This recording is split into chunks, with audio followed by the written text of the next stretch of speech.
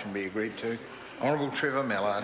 Mr Speaker, the Labour opposition will support the first reading of this bill and will be interested in explanations from other ministers and those who are supporting the bill. I don't think there's any doubt around the principle of the bill, the fact that currently the public trust looks like being the designated receiver of hospital passes in a rugby sense.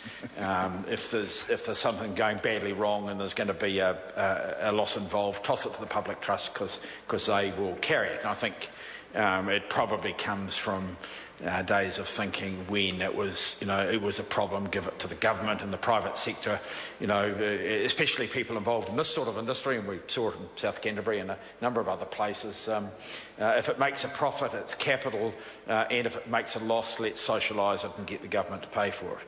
I think the public trust was treated as that sort of organisation. Mr Speaker, I've had a lot to do with the public trust over many years. Used to get involved in delivering scripts to them when I still had short pants on, and they, I think, are seen as an organisation that's upright and got integrity and shouldn't be placed at risk of having to demand some sort of government support as a result of the activities of organisations which have made a lot of money out of being trustees, have basically sucked organisations dry, and when they work out that the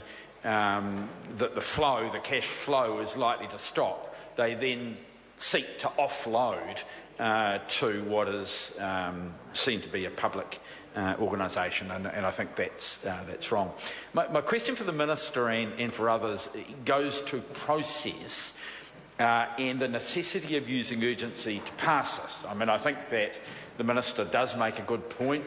She doesn't want to open the floodgates to similar legislation, similar organisations passing off their responsibilities as they see the gate closing. But my question to the Minister, and it goes to our support of this bill at later stages, is for her to give a good explanation as to why an alternative approach couldn't be taken. I know that she's deeply involved in important conversations, but as the length of sitting time of the House...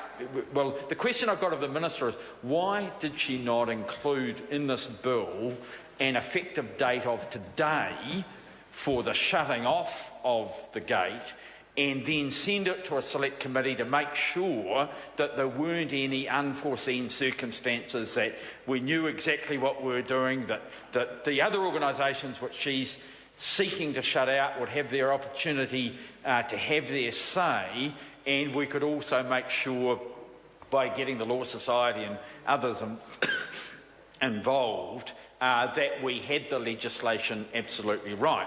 So by doing that, by shutting the gate as at an effective date, and maybe sending it off for a shortened period to a select committee, giving people the chance to have their say, then, in my opinion, Mr Speaker, that would have made Parliament look better.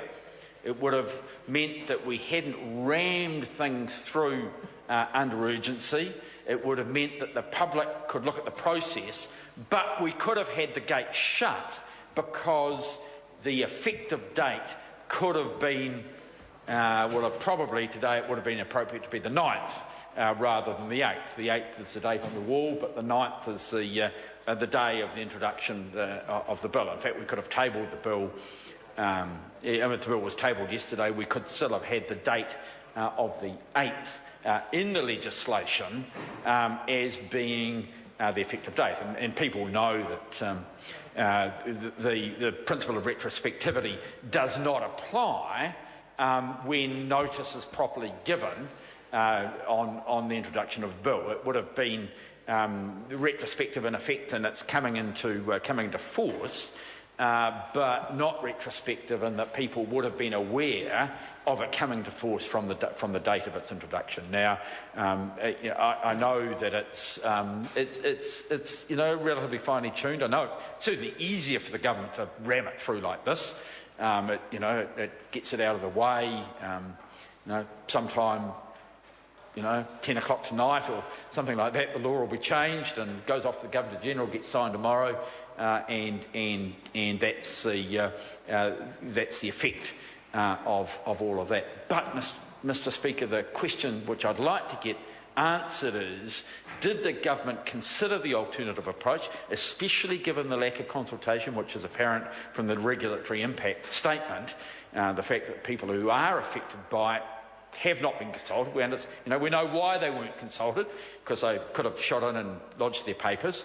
Understand that, but given the opportunity of having a select committee process, to give them some consultation at that point, but not to open the door to them, why did the government not take that approach? Scott Simpson. Mr Speaker, it's a pleasure to rise in support